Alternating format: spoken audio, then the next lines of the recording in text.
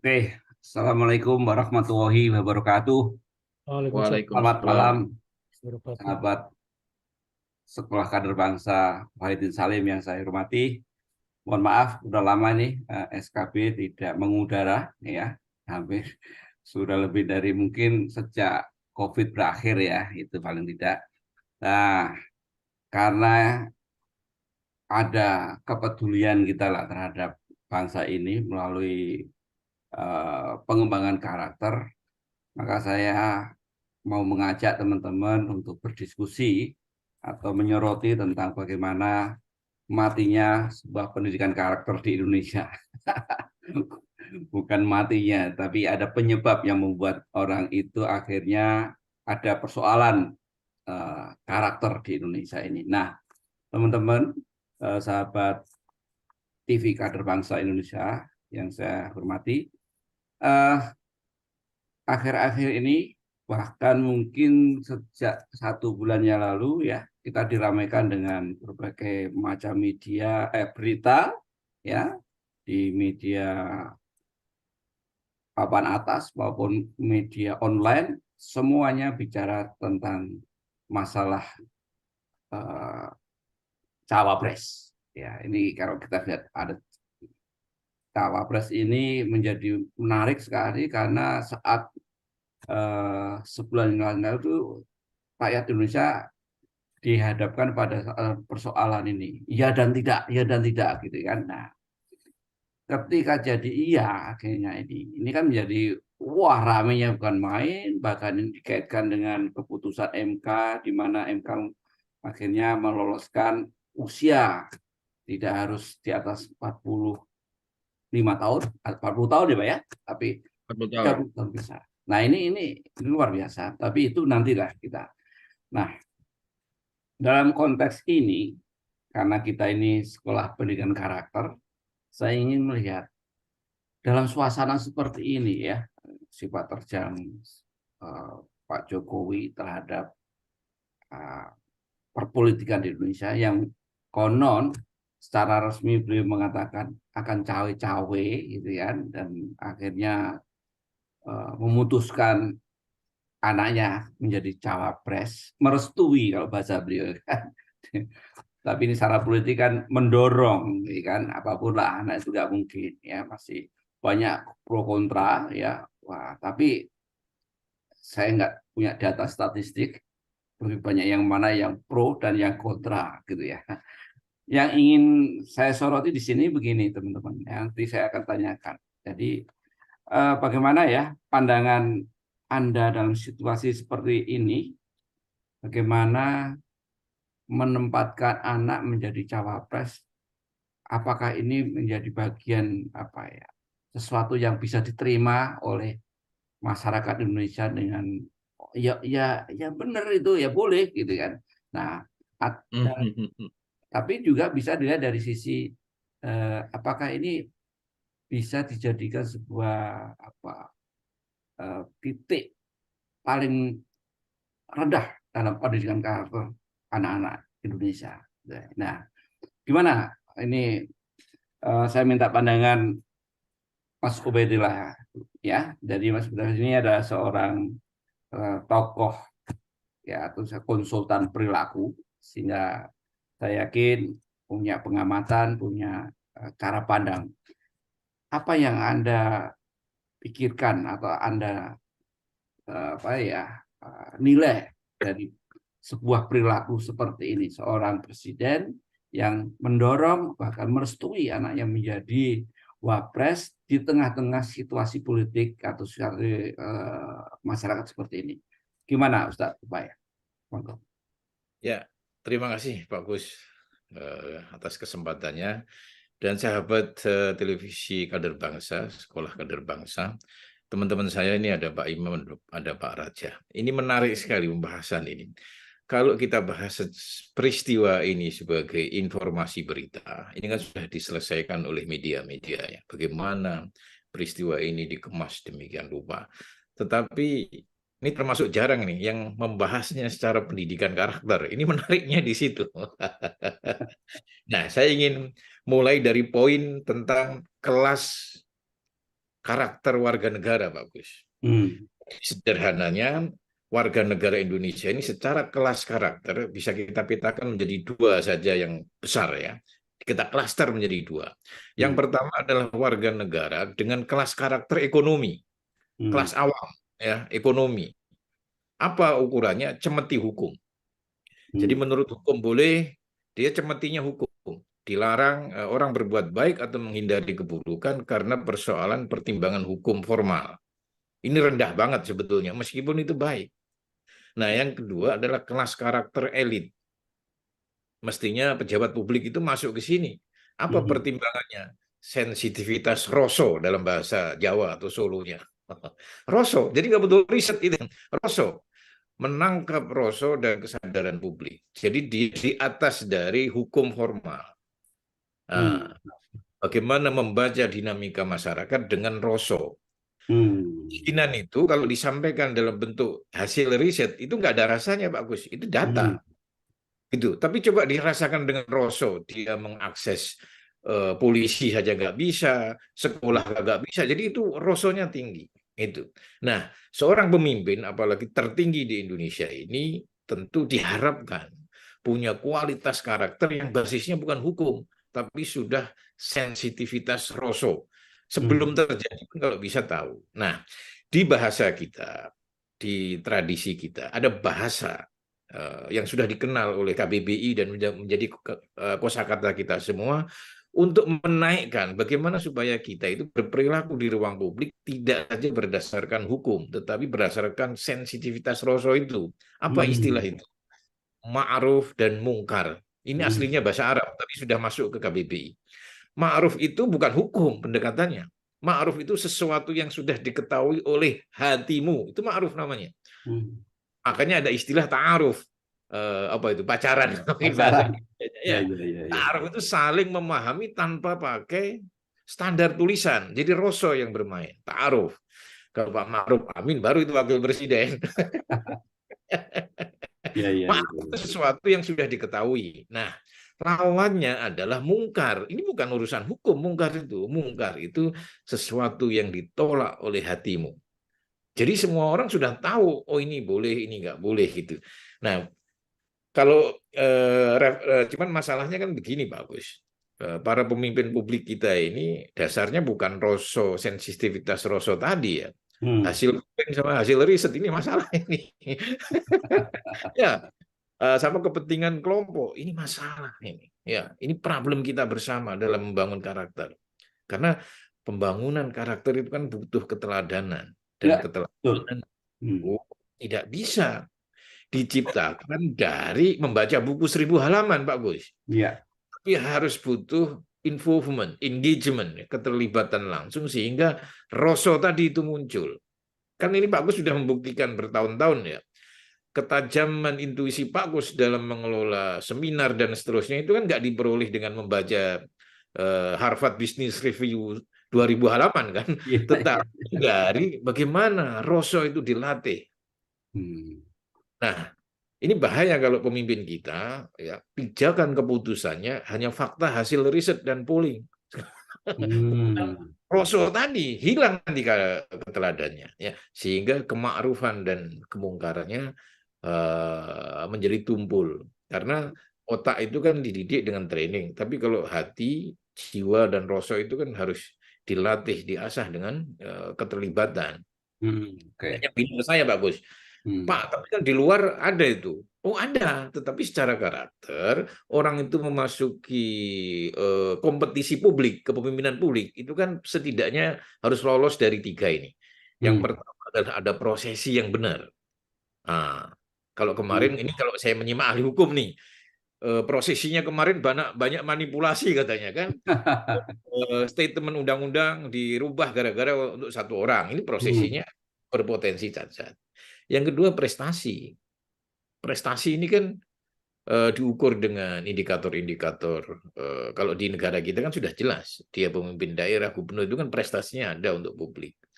Kalau orang disuruh jabat 5 tahun, tapi 2 tahun sudah dinyatakan prestasi menurut asesmen SDM-nya Pak Kus kan tidak memenuhi itu Pak Kus. Sudah 3 tahun, benar nggak? Kan belum Iya. bisa. dikasih label ini berprestasi. Dan yang ketiga, menang dalam kompetisi. Kompetisi ini kan bukan menang untuk mengalahkan orang lain melalui berbagai melalui berbagai rekayasa, tapi kompetisi adalah giving the best, Oke. keluarkan the best dari diri kita. Mungkin itu bagus. Oke. Oke. Ya. Nah, ini ke Mas Imam nih. Nah, Mas Imam Ratioso ini seorang psikolog kebangsaan ya, yang Baik, mengamati ya perilaku-perilaku bangsa melalui sudut psikologi ya. Nah, Mas Imam, siap. karakter itu kan terbentuk dari kebiasaan-kebiasaan ya yang Ya, kita ya, lakukan ya.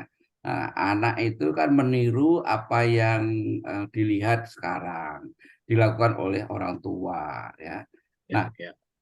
dari pengamatan Anda, bagaimana seorang ayah gitu ya memberikan dukungan pada anak dan situasi moral bangsa seperti ini ya, akhirnya kan menjadi kebiasaan ya. Kalau dulu dulu itu boleh itu ada seorang pemimpin ini tuh begitu, saya juga begitu gitu ya.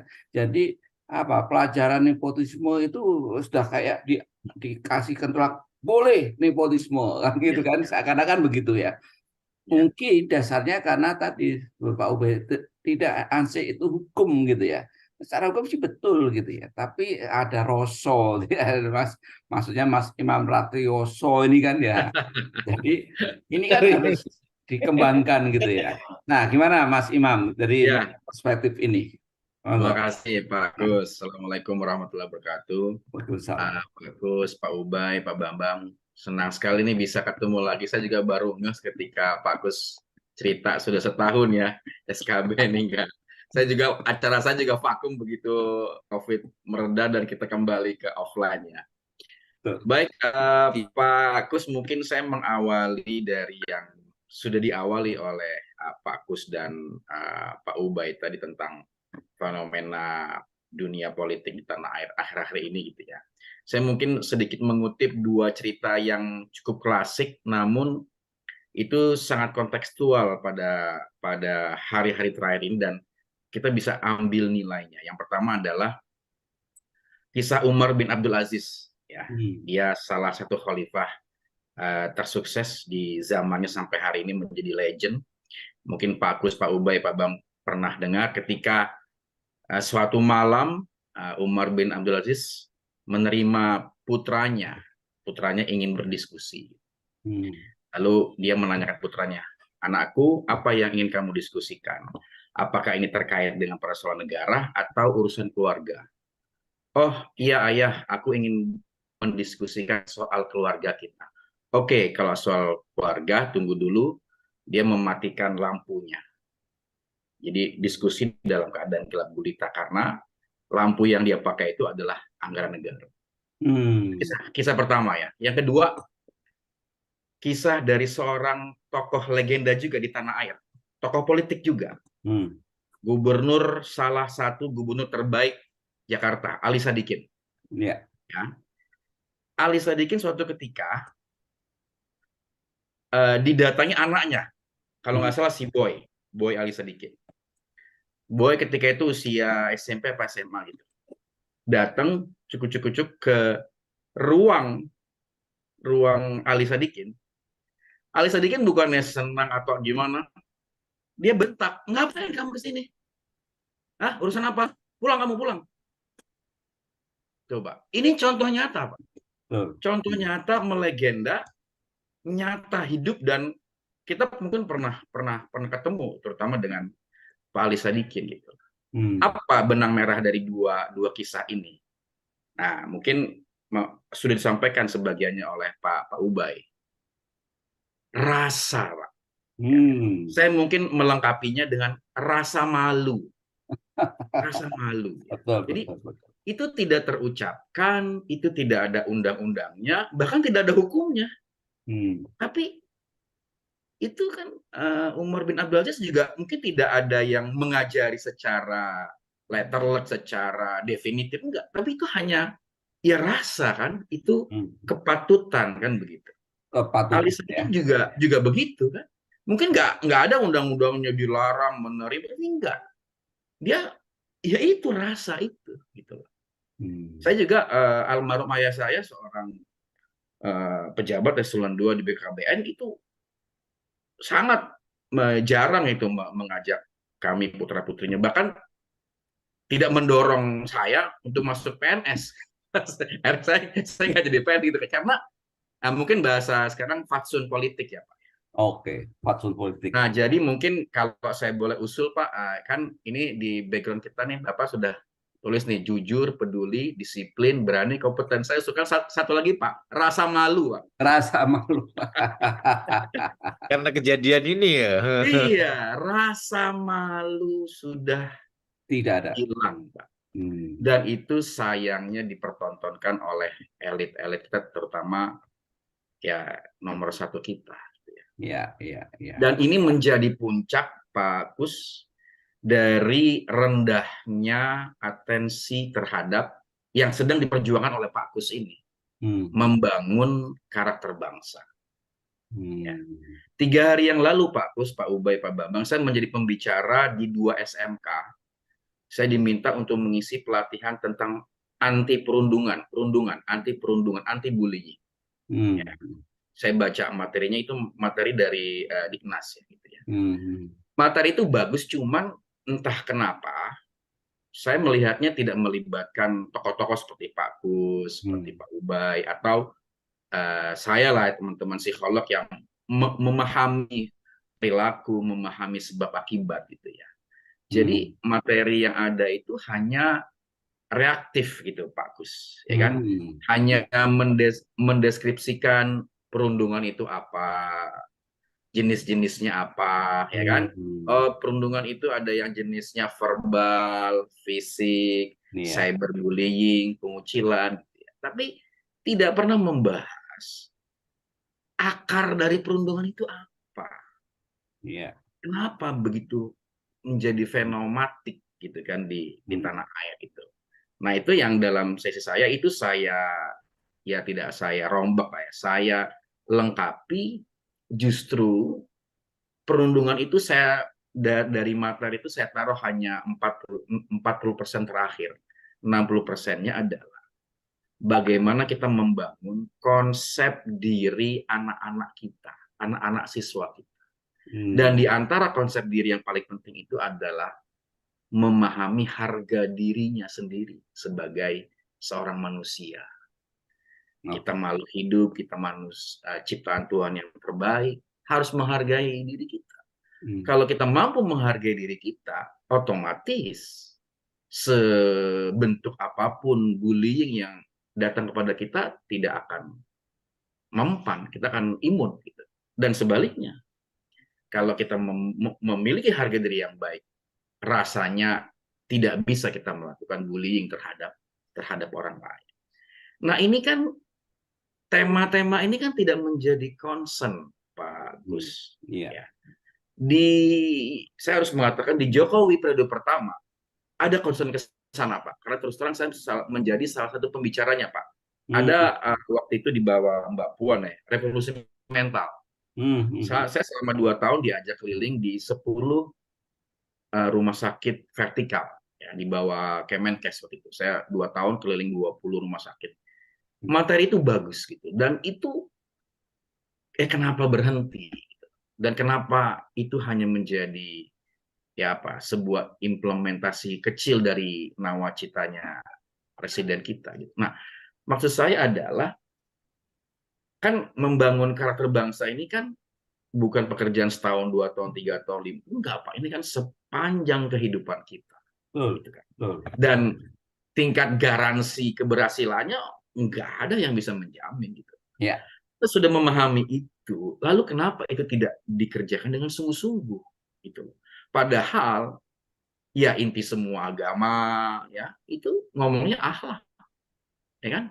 Padahal kalau kita relatif berhasil di sini, itu yang namanya hukum, yang namanya keadilan, yang akan dikeluarkan oleh capres-capres kita itu akan beres dengan sendirinya, Pak. Oke, Mas. Ya. Gitu. Ya, oke, nanti kita sambung lagi. Ya, Mas Bambang, siap. wah, Pak Bambang, siapa Bang? Dengar Ya, suara saya? Ya, gimana Gus? ya, Pak Bambang. Kalau kemarin itu kan ada foto ya, foto yang katanya di situ ada foto Pak Presiden bersama capresnya. Sekarang hal yang disampaikan dalam format itu kayaknya akan Pak Presiden ingin mengatakan bahwa dia netral dalam hal ini.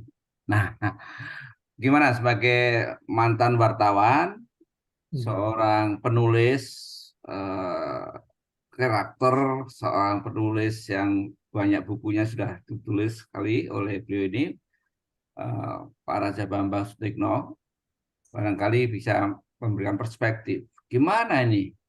Ya, apakah ini menjadi bagian dari pendidikan politik yang bagus untuk bangsa ini, gitu kan?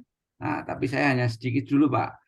Ya. Makna netralitas itu menurut Bapak gimana kalau dalam posisi seperti itu? Karena beliau mengatakan aku akan netral dalam ini. Nah, perspektif Bapak soal netral ini gimana? Apa sih yang dimaksud dengan netral menurut seorang Pak Raja Bambang Sutikno? Kalau boleh saya ambil istilah dari kamus gitu, netral itu kan artinya tidak memihak. Tidak memihak. Ya, itu istilah kamus ya, tidak memihak itu istilah kamus. Nah, kalau kita lihat dalam kehidupan yang lebih umum, misalnya eh, pertandingan olahraga, itu Hmm. ada hakim garis. Hmm. Hakim garis itu contoh dari kenetralan. Karena apa? Kalau bola itu out, ya out. Bola itu in, ya in. Tidak melihat ini bola milik tim A atau tim B. Dia tidak Ya, sama ya. sekali berpihak kepada tim A maupun tim B. Karena kalau bola out, dia pasti bilang out. Kalau bola in, ya in. Itu yang namanya Hmm. netral. Ya. Atau yang lebih jelas lagi, palang merah. Hmm. Palang merah, siapa yang jadi korban, siapa yang perlu bantuan, dia akan bantu. Nggak peduli ini orang agama apa, Hmm. bangsa apa, suku apa, Hmm. laki, perempuan, atau LGBT, dia tetap bantu. Gitu. Hmm. Itu netral. Kalau saya itu lebih luas. Nah, dalam politik itu tidak mungkin. Tidak ada. Saya tidak percaya ada kenetralan. Hmm. Ya, kalau misalnya kemarin foto presiden mengundang 3 calon.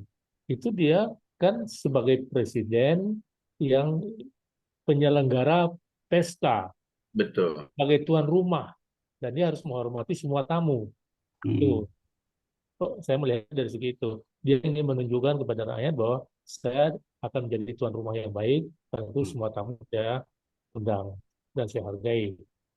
Hmm. Tetapi sebagai pribadi, sebagai individu, beliau tidak akan bisa netral. Hmm. Ketika dia joblos, dia harus milih kan. Dia Ya. tidak, dia mulai memihak. Ketika dia mencoblos masuk ke kotak suara, dia mulai memihak. Jadi sebetulnya hari ini pun sebelum dia masuk ke kotak suara, dia sudah punya pilihan, dia sudah tidak memihak, sudah tidak netral. Hmm. Cuman sebagai presiden dia bersikap, ya, bersikap. Tapi prinsip dalam hatinya, dalam pikirannya, dia tidak netral. Hmm. Hmm. Itu yang jadi kita harus membedakan, ya, beliau ini sebagai apa. Kalau dia mengundang itu sebagai tuan rumah yang akan menyelenggarakan pesta, pesta demokrasi. Tetapi di dalam pikirannya pasti sudah ada pilihan. Berarti dia sudah memihak. Gitu Pak Tuan Bangga itu Pak Kurang. Nah, gimana menurut Pak Gus?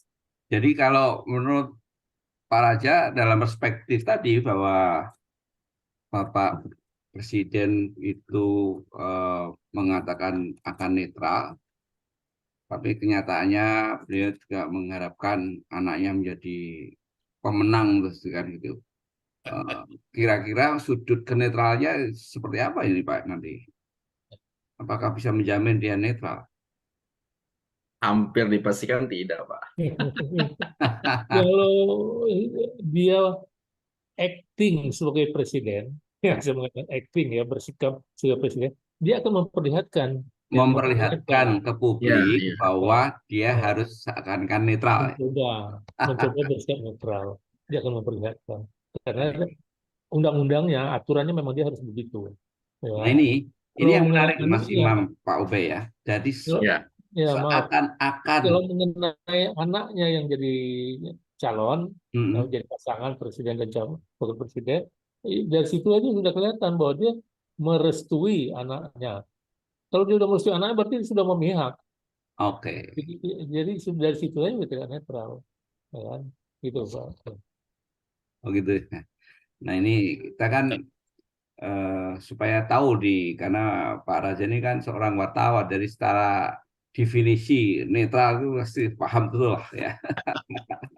Ya. Ya, nggak apa-apa Mas, supaya masyarakat juga saya kira udah paham soal ini ya. Ya, Oke, ya, pertanyaan berikutnya ya, Mas, untuk Mas Ube ya, dan eh, nanti menyambung ya ke Mas Imam. ya, Saya ya, lihat banyak para pesohor ya, itu sampai kayaknya marah gitu ya. Ada ya, ya. Butet, kemudian ya, Rosfarot, ada Gunan Muhammad, ada kayaknya marah betul gitu. Situasinya juga setuju. Ahok pun juga merasa begitu gitu. ya. Ya. Nggak setuju aku kan kalau ya, ini kok sampai segitu ya apa mereka kenapa mereka bisa sampai sebegitu ya Mas Ubay? Ah, Iya, kalau dikaitkan dengan pendidikan karakter, Pak Agus, hmm, berarti di Indonesia ini matinya belum mati total, Pak Agus, pendidikan karakter ya. ya, ya. Jadi masih ada harapan hidup lagi. Betul. Karena ada tokoh-tokoh yang resah ya. Oke. Kan kalau fisik kita ini kan bisa mati sekali dan hidup sekali kan. Fisik Hmm, kita, jasad kita. Tapi jiwa kita itu kan bisa mati ribuan kali, miliaran kali. Jiwa kita ini kan bisa hmm, mati, bisa hidup kapan saja. Nah, saya melihat respon tokoh-tokoh yang dulu, terutama ini yang mendukung Pak Jokowi kemudian berbalik karena hmm. peristiwa itu adalah hal yang sign yang sangat positif untuk pendidikan karakter. Jadi salah satu pilar terbangunnya karakter dan perubahan itu kan ada dissatisfaction itu bahasanya Pak Bambang ini jauh. Ada penolakan terhadap realitas hari ini. Gitu, Ya, baru betul. energi. Kalau tidak ada penolakan, energi tidak bisa. Gitu. Makanya dalam istilah para kiai ini, kalau seandainya tokoh-tokoh ini diem, Pak Kus diem, Pak Mas Gun diem, semuanya itu dilabeli oleh para kiai disebut sebagai setan bisu. Hmm.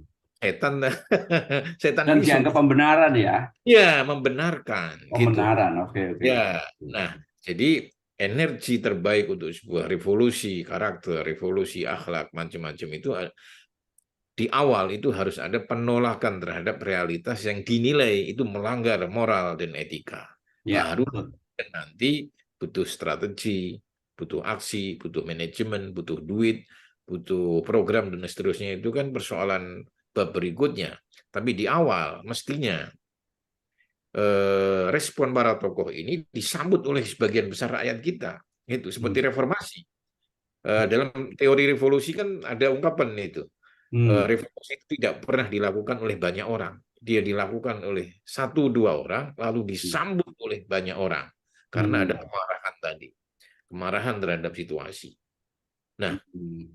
selain amarah yang positif maksudnya ini, amarah Ya. dalam artian respon menolak realitas yang dinilai melanggar moral, melanggar prinsip-prinsip dasar, Hmm. melanggar etika dan seterusnya.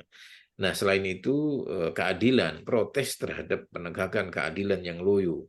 Kan kunci karakter dua itu yang paling utama. Kalau tidak adil, dia bisa jatuh ke kanan atau ke kiri. Hmm. Cinta anak itu boleh dan itu harus. Agama Hmm. apapun, ilmu apapun harus Hmm. mengharuskan orang untuk mencintai, menyayangi anaknya.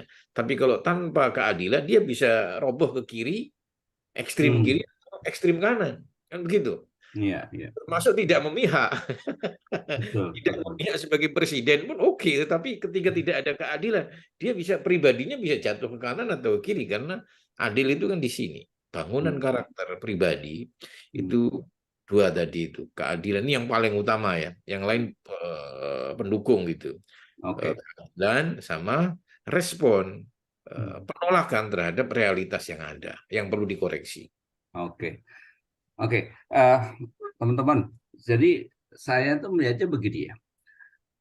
Eh, tadi seakan-akan ini kalau nggak ada penolakan seakan-akan ini hal yang biasa, yang Ya. artinya boleh dikasih poin, oh nggak apa-apa kan gitu. Ini yang menjadi khawatir. Ternyata boleh saja merekomendasi anak kita untuk menjadi seorang pemimpin, menjadi seorang pekerja situ, gitu ya. Jadi aroma KKN itu akan apa ya? Tergerus sendiri gitu. Oh iya, enggak maksud saya gini, KKN itu akan muncul lagi gitu loh Pak. Kalau Ya, ini dibenarkan kan gitu ya. ya. Jadinya kan, eh, oh kalau beliau boleh, kenapa saya enggak? Kan Nah, gitu. Nah ini yang akhirnya perdebatan di keluarga itu sampai posisi seperti itu kan.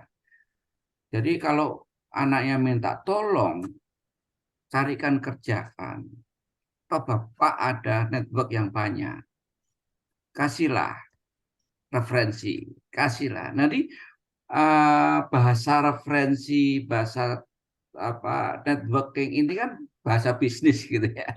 Nah, ini akhirnya menjadi bukan bahasa karakter gitu ya. Jadi cari sendirilah, kamu harus survive sendirilah. Ini nggak ada lagi karena kemudahan-kemudahan itu sehingga orang tua yang ada di Republik ini akan menyederhanakan ketika ingin membuat anaknya itu menjadi sukses, udah. Caranya kayak gini. Nah, udah cara potong bekas, potong potong kompas, toh bisa. Nah, ini saya khawatir ini menjadi sebuah tontonan atau sebuah pendidikan yang tidak menarik untuk kita Ya. ikuti gitu ya. Karena banyak juga di teman-teman, Pak Kus ini menarik untuk didiskusikan nih. Ini nanti jangan sampai ini menjadi hal yang lumrah untuk Ya. di negeri ini gitu ya, bahwa setiap ada kesempatan itulah, meskipun itu bahasanya Mas Imam itu politik kan boleh saja kan gitu ya. Ya. Kalau Mas Imam kan Soalnya belum ada soalnya Pak Gus. Sorry nih. politik ya. Soalnya belum ada referensi di dunia, orang baru 2 hari menjadi anggota partai, langsung naik jadi ketua umum. Ini juga Ya, kebablasan Di dunia. menurut saya. Jadi ini nanti akhirnya akan menimbulkan persoalan attitude di orang tua, di lapisan masyarakat. Itu kan boleh, itu kan bisa. Dulu pernah. Nah, nah ya, ini akan menjadi referensi yang dahsyat gitu. Kalau ini menjadi contoh jadi kan gitu. ya, ya, Nah, ya kan? Kalau oh itu dulu kan karena bapaknya kan gitu. Kan boleh. Itu nanti kita juga digugat sama anak-anak kan, sama ya, cucu-cucu. Wah itu ya, kan punya akses itu, kenapa tidak? Kenapa kasih? Jadi mereka ini akan menjadi tontonan yang kurang kurang pas lah ya, artinya kurang nggak pakai rosok gitu ya. Nah, gimana Mas Ibam melihat hal seperti ya. itu? Nah, Pak Agus kan kalau saya menanggapi fenomena komentar, kritikan, bahkan kemarahan dari beberapa tokoh, Gunawan Muhammad, Butet, itu kan kayak orang yang mencintai seseorang lalu dikecewakan, Pak. hmm, Marah sekali, Pak. Secara psikologis kan kalau kita sama-sama orang karena sudah kita percaya, sudah terbukti, lalu dia melakukan sesuatu yang fatal. hmm, Yang fatal itu adalah dia melanggar nilai-nilai yang di awalnya hmm, tokoh-tokoh ini berani memperjuangkan, berani ikut bergabung memperjuangkan dia karena memang nilai itu yang diperjuangkan. hmm, Lalu nilai itu dicederai dengan tingkah laku ini. Apalagi Pak Kus kan kalau sudah kita dengar cerita ini sudah didesain sedemikian rupa sejak 2 tahun yang lalu. hmm, So apa artinya kita bernegara? Apa artinya kita memberikan kepercayaan kalau ini semua didesain sedemikian rupa dengan kasakusuknya? Ya, kita tahu ada panggung depan, ada panggung belakang. Panggung depannya seperti kata Pak Bambang tadi ya acting netral, tapi panggung belakangnya belum apa-apa. Tadi kita dengar Uang Mendes terlibat Nah, pemenangan salah satu itu kandidat. benar itu Pak Itu Gus. belum apa-apa, Pak. Jadi itu yang kemudian membuat marah, dan saya rasa kemarahan ini akan terus seperti bola salju ya. Karena apa? Karena ya yang dilawan kan nilai-nilai, Pak. Nah, tokoh-tokoh ini harus kita dorong, bahkan kita harus menjadi bagian daripada itu untuk menyuarakan kembali nilai-nilai itu. Dengan inilah bangsa ini masih bisa kita pertahankan, Pak. Gitu. oke. Ya, Pak Babak, ada yang sampaikan terkait dengan ini? Oh ya, saya melihatnya begini. Ada orang yang mengatakan kan sudah tidak melanggar undang-undang, undang-undang atau peraturannya sudah mengizinkan, tidak ada yang dilanggar. Hmm. Kalaupun tidak menang, kan pilihan rakyat, kan gitu ya. Iya. Nah, artinya secara hukum dia sudah benar. Sampai saat ini pun, sampai step ini pun, secara hukum dia sudah benar. Apakah keputusan MK yang salah itu bukan urusan dia kan, urusan Iya. MK. Ya, Tapi si Baik. wakil presiden ini kan udah benar secara pribadi dia sesuai dengan hukum begitu. Nah, eh, biasanya orang akan berkata begini, di atas undang-undang itu kan ada hukum ya, di atas hukum itu kan ada yang disebut moral, ada yang disebut etik. iya, Ya. yes. Kalau orang sudah dikatakan "Wah, ini orang nggak punya etik, itu kan sudah tidak bagus. Dan lebih tidak bagus lagi kalau ini orang sudah tidak bermoral. Ya. Hmm, Nah, moral ini kan di atas hukum. yes. Ya. Jadi dia tidak melanggar hukum, tapi dia melanggar kemanusiaan. Moral Hmm. itu berkaitan dengan kemanusiaan. Saya mungkin bisa membayangkan yang seperti ini. Saya terpikir beberapa hari ini ada misalnya sebuah toko obat, ya toko obat. Kemudian ada seorang pemuda datang ingin beli obat di satu kampung itu obat itu sedang habis. Hanya Hmm. dia yang jual obat itu. Nah, ini orang berpikir ini boleh saya jual berapapun ini karena Hmm, yang lain tidak ada yang jual. ya, Berapapun saya jual orang akan beli. Kalau misalnya ayahnya sakit, berapapun akan dia beli, gitu. Jadi secara hukum dia tidak salah. betul. Dia mengatakan kamu boleh ambil untung 10%, boleh 50%, nggak ada. Mau 100% kan juga nggak ada undang-undang yang dia langgar. Kalau dia ambil 1000% pun, kan tidak ada yang dia langgar tuh. Ya, Nggak bisa Iya. tidak bisa diadili, tidak bisa dituntut. Tapi dia bermoral nggak kalau obat itu dia jual cari keuntungan 1000%. Nah itu maksud ya, saya moral itu begitu. Ya, ya, ada betul. orang ujuk-ujuk datang mau beli obat, ayah saya sakit gini-gini, saya udah keliling cari beberapa toko, nggak ada yang jual katanya. Bapak ada nggak? Oh ada. Berapa? Diambil untung 1000%. Waduh Pak mahal sekali, boleh gini-gini nggak? Oh iya, saya modalnya juga udah naik, begini-begini. Akhirnya orang itu, anak ini terpaksa beli, Hmm. habislah uangnya. Ya, uang belanja 1 bulan pun nggak cukup, mungkin lebih dari sebulan belanjanya habis untuk beli satu obat itu. Ya, nah secara moral apa komentar orang? Ini tukang obat, si penjual obat itu tidak bermoral. Gitu. Orang Hmm. kepepet malah dimanfaatkan. Memanfaatkan. Nah, kita cari kesempatan dalam kesempitan. Itu contoh, maksud saya itu tidak ada undang-undang yang dilanggar, tidak ada hukum yang dilanggar, tapi dia telah melanggar moral. Orang akan Iya, mengatakan penjual obat itu, maaf saya bukan menunjuk siapapun ya, penjual obat itu dianggap orang sudah tidak bermoral. Gitu. Hmm. Iya. Jadi tadi kalau dikatakan bagaimana komentar mengenai ini, ya seharusnya apakah masyarakat akan menilai ini bermoral atau tidak, ya dikembalikan lagi karena para pemikir-pemikir, tokoh-tokoh besar, budayawan-budayawan besar, ya pegiat-pegiat kemanusiaan sudah mulai bereaksi. betul. Kalau tadi bapak-bapak pembicara ini mengatakan dari pandangan dari sisi lain, saya melihat pandangannya ah, selama ini kemana aja gitu. Kan Hmm. dari dulu udah kelihatan gayanya gitu. Tapi didukung terus, dipuja-puja terus. Kok setelah 9 tahun baru sadar gitu. Ya. Jadi saya jadi teringat kata kata Rocky Gerung, banyak yang dungu kata gitu. Ya, banyak yang dungu. Sekarang jadi sadar, jadi selama ini dungu gitu. Iya. Ya. Iya. Ya, Iya. walaupun sebetulnya budayawan besar itu yang sadar itu kan bosnya saya dengan Pak Kus itu salah satunya. Mas Bud. Iya, iya saya dulu mengagumi cara berpikirnya, cara menulisnya. Gitu. Tapi saya Hmm. kaget, loh kok baru sekarang sadar gitu. Ya, Iya. tapi gejalanya itu sudah semenjak 5-6 tahun yang lalu udah ketahuan, udah kelihatan gejalanya. Oh dia nggak bisa membaca gitu, Oke. gitu Pak. Ya. Baik, Sebentar. terima kasih. Ini supaya nggak panjang-panjang ini Mas Ubay, jadi saya kira saya cukupi dulu ya. Nanti kita akan sambung, tapi nanti mungkin Siap. ada hal yang bisa saya langsung kontak, mana yang kosong gitu ya. Boleh, boleh Jadi Pak. Dengan senang hati. kita intinya begini, bahwa saya agak galau memang dengan pendidikan karakter bangsa ini karena ada isu ini ya, ada case ini, sehingga ini akan merusak tatanan pendidikan karakter yang sudah terbangun dengan bagus, tiba-tiba dirusak dalam 1 menit istilahnya gitu kan, sehingga orang resah di keluarga, di komunitas ini banyak ramai sekali. Ini hanya karena hal yang sepele, sepele atau enggak ya, nggak tahu ya.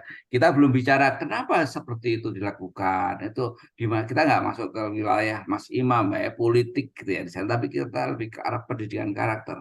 Bagaimana situasi seperti ini bisa menjadi panutan bangsa ini? Ini yang persoalan pertama ya kan. Ini belum tadi.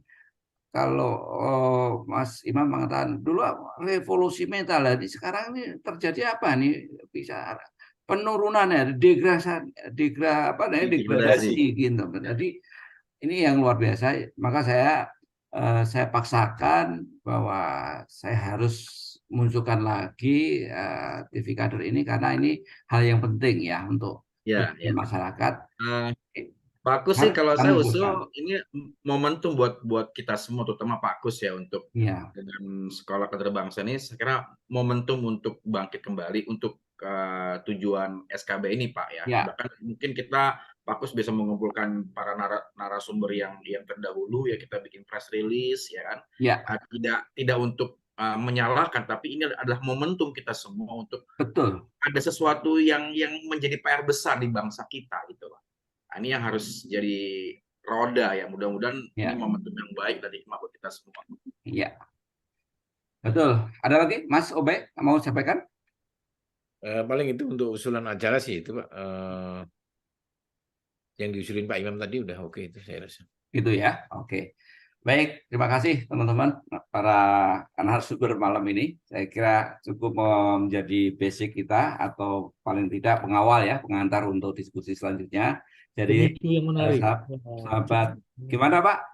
Pemicu yang cukup menarik untuk ke depan. Ya, Ya. jadi nanti akan saya minta teman-teman ya, saya tambahkan barangkali nanti kita cari-cari, tapi kita akan cari supaya orang tetap memikirkan bagaimana pembangunan karakter bangsa ini. Nah, Ya. ini momen betul Pak Imam tadi, bahwa kalau kita nggak peduli, kita diamkan saja. Ya udahlah, nggak apa-apa. Toh itu coba segitu ya udahlah. Nah, ini yang akhirnya apa? Permisif ya Pak ya. Artinya ya, kita nggak boleh. Kita jaga betul karena merawat karakter bangsa ini yang luar biasa susahnya, tapi tiba-tiba dengan sekejap orang kehilangan jati diri, kehilangan tadi rasa percaya diri, akhirnya semua menjadi persoalan gitu ya, dari mulai Ini keluarga, terakhir kalau boleh saya nyampaikan ya Pak ya, Imam, Pak Ubay juga permisi. Sebetulnya pada saat ini saya melihat para pemimpin, bukan semua ya, sebagian para pemimpin itu sudah kehilangan sikap empati. Ya. Itu Ya. kehilangan ya Pak. Awalnya ada ya. Nah ini nanti kita bahas Pak. Kenapa dia bisa hilang ini? Ini penting sekali. Penting Pak. Ya. Penting. Ya. Terus ini seminggu sekali atau Enggak, gimana? nanti Kalau bisa lebih Pak, jangan seminggu tiap sekali. hari Pak. Nanti tiap hari tapi enggak semuanya, enggak bertiga satu Ya. nanti. Saya minta supaya terisi ya. Jadi nanti saya lihat banyak perspektif yang bisa kita bicarakan, tapi tetap kita dalam perspektif pembangunan karakter ya. Itu Pak. Baik, terima kasih. Demikian Oke, sahabat terima kasih Pak Ubay. Ya, kasih semuanya. kita nanti ketemu lagi di episode berikutnya. Terima kasih. Assalamualaikum warahmatullahi wabarakatuh. Waalaikumsalam. Waalaikumsalam warahmatullahi wabarakatuh.